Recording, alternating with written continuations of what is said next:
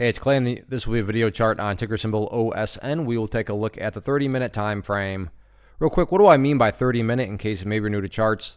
Instead of each one of these candlesticks here representing 1 day's worth of price action, which is what you would normally see, each one represents 30 minutes. So all this here may look like several days worth of time. It's actually today's price action broken down into 30-minute time slices. I like to this time frame that does a good job of telling the quote-unquote story of the price and then makes mapping out levels of support and resistance a bit easier to see.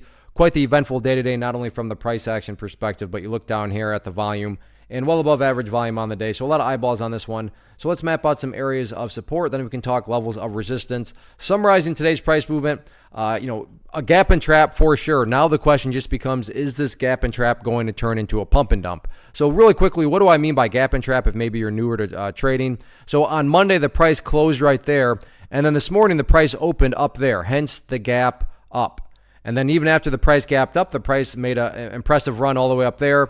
Some poor souls actually were buying up around here. And then from there, you can see the trap happened. And basically, it was all bears the remainder of the day. So total gap and trap, no doubt about that. But like I said, now it's a question of, is this, going to turn into a pump and dump? And I can't say that it's a pump and dump right now because, to be fair, the big picture chart does still have the opportunity to build a higher base. But this is where $3.40 comes into play and is very important for the reason. And I'm not saying this will happen, but if the price continues to come down to 340 and then just keeps on going downwards, from a very literal perspective, what would you have at that point? You would literally have the price right back inside of that range where it was before the big move happened. And not to insult your intelligence, but price movements that go back to where they were, not exactly a sign of true power or true health or anything like that. Whereas, to be fair, and as far as the bigger picture is concerned, if the price were to come down here and then behave in that manner before starting to work its way back upwards, what would you have in that point of view? Again, this is definitely geared towards the bigger picture. So if you're some sort of day trader, then yeah, you don't care about these levels. But from the overarching perspective,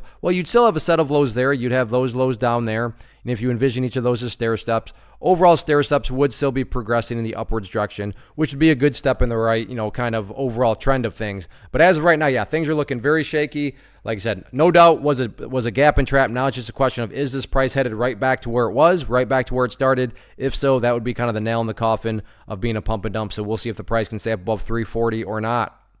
First off, thanks so much for watching the entire video. Real quick, before you go, I want to invite you to a live webinar, web class, training, workshop, online event, whatever you want to call it, but it will be me live revealing to you what I've discovered that has allowed me to transform myself from being an employee to being my own boss, including how I had only one losing day out of 73 days in total. I'm going to cover 3 keys that have helped me unlock profitable consistency within the markets.